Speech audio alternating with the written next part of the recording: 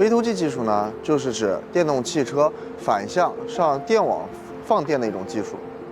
它可以实现呢，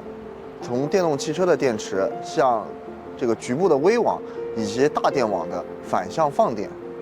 大部分的常见车型呢，和我们的 V2G 专用充电桩相互配合，都可以向电网进行反向的送电。这个我们电网的运行呢，分为风段和谷段。风段呢，就是我们电网运行呢比较紧张的时段，而谷段呢，就是运行相对宽裕的时段。那么，如果电动汽车呢，能够在风段的时候呢，向电网进行反向的送电，这个时候呢，帮助我们电网呢，能够平稳地度过晚上的这个高峰时段，同时呢，让新能源车主利用凌晨一直到早上8点的谷段进行充电呢，能够让新能源车主呢享受更低的谷段电价，使得新能源车的车主呢可以降低用车成本，